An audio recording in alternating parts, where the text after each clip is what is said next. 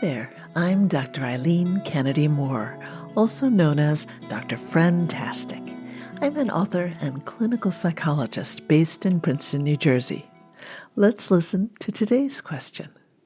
Hi, my name is Dimitri, and I was wondering, how do I help a friend who is dealing with hard times?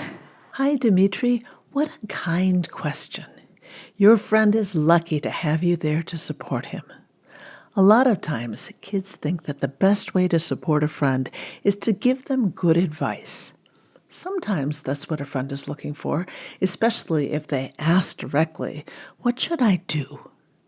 But we need to be careful about giving advice because it can come across as, "I know more than you." Because friendship is a relationship between equals, giving advice can put a strain on the relationship. What if the friend doesn't like the advice?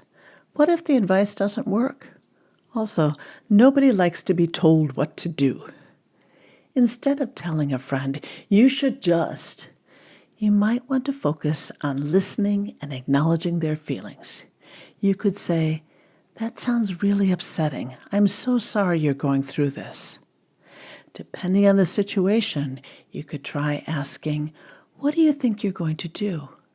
If you have an idea that you think might be helpful, you could mention it in a humble way, maybe saying, "One thing that sometimes helps me is," but don't take it personally if your friend doesn't like that idea.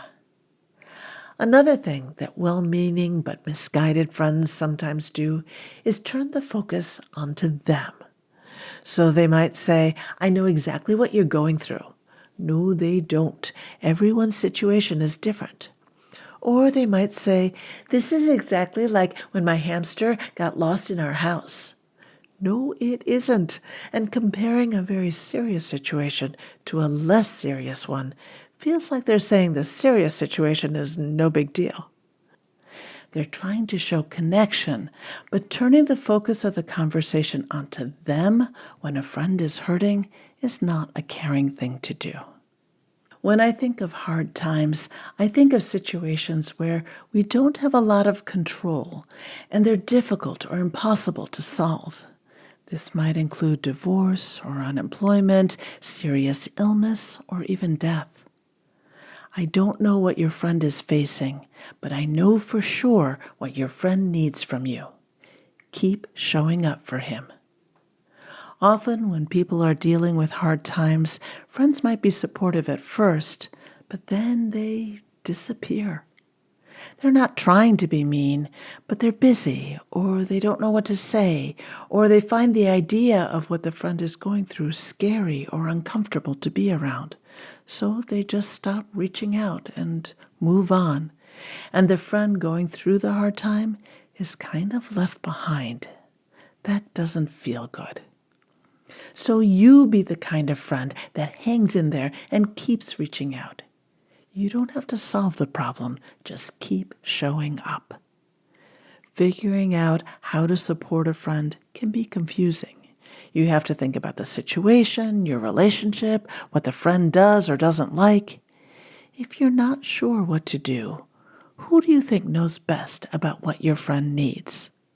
That's right, it's your friend. So you might want to ask, "How can I help?"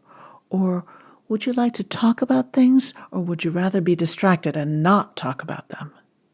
These questions show you're willing to follow your friend's guidance about what would be most helpful to them at that time. You can also try doing small acts of kindness for your friend on an ongoing basis.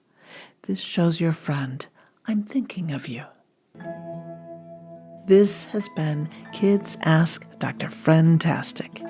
If you have a question about making and keeping friends that you'd like me to answer, go to drfriendtastic.com and click on the podcast tab to see how to submit your question. Do you want to learn even more about friendship? Check out my funny and practical books for kids, Growing Friendships, A Kid's Guide to Making and Keeping Friends, and my new book, Growing Feelings, A Kid's Guide to Dealing with Emotions about Friends and Other Kids. They're available through your library or wherever you buy books.